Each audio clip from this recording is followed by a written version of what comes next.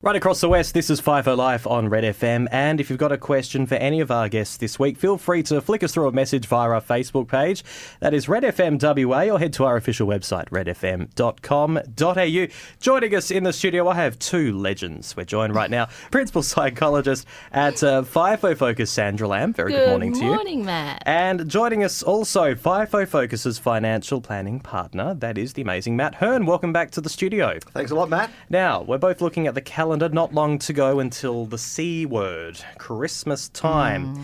And one thing we do focus on is financial stress. So before we do this, I must stress this. The information contained in this segment is general in nature. It does not take into account your personal situation. You should consider whether the information is appropriate to your needs and, where appropriate, seek professional advice. Now, what are the usual causes of financial stress around this time of the year, Matt? Well, the usual causes of financial stress at this time of year or any time are actually overspending. So spending more than you can afford. So the main real tip around that is to not overspend. I mean, you do that by planning for the predictable, which is Christmas coming up as far enough in advance. But the really interesting thing is not just gifts that you often think about at this time of year, but those events that you're constantly invited to, the perhaps the food or even the event attending. But don't also forget that Uber home that you might get, and also maybe travel to go and see family and friends. So that include them in your festive season budget to avoid financial stress this season. Yeah, no, very, very true, because of course you've been away for a certain amount of time. You come back, everyone wants to catch up with you. Before you know it, you've spent hundreds or even thousands of dollars that could have been spent elsewhere. Yeah, actually thousands is the usual amount that people are spending at this time of year. So it's not something that you can just, pay out of your December pay. You need to think up in advance for this. Okay. So when you say planning for the predictable, we're kind of in November now. Is it too late? It's never too late.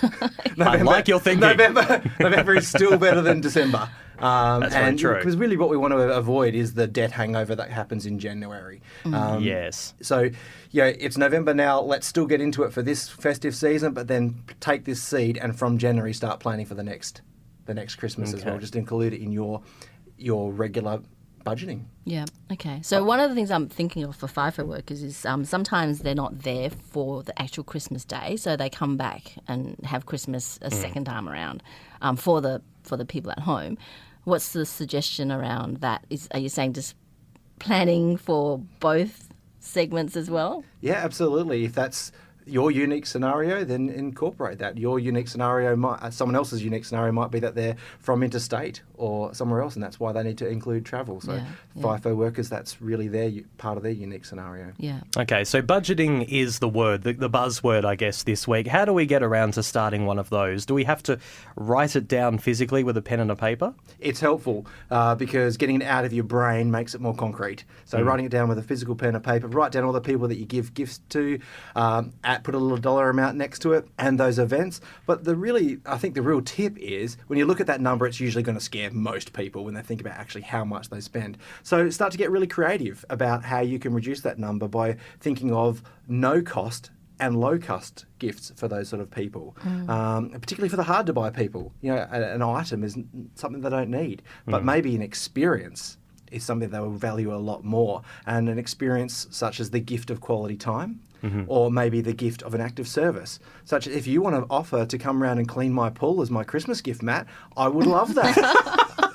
But people really do get into that. I mean, experiences are a big buzz, isn't it? Yeah, that's exactly right. And Sandra can come and mulch my garden or clean my car, and whiz bang, I'm the happiest man on Christmas Day. We're learning Matt's Christmas list. I think we're learning as we keep talking this week. Psychologically, you remember experiences a lot more than you do gifts anyway. Because do you remember what you got last year? I have no idea. And gifts don't actually mean a lot to me. So you could then incorporate really the love languages into this and really tap into what actually makes people zing from the experience perspective. I think this is going to become a bit of a series here on FIFO Focus. We've got plenty more topics to discuss, but of course, if you've got a question for the Money Man and of course for Sandra Lamof, you can always flick them through via our Facebook page, Red FM WA and redfm.com.au. Hopefully, you guys can join us again next week here on FIFO Live. We'd love to. The amazing Sandra Lamof and Matt Hearn here on FIFO Life. We're back right after this. Don't forget, head to the website too, fifofocus.com.au, and follow them all the socials.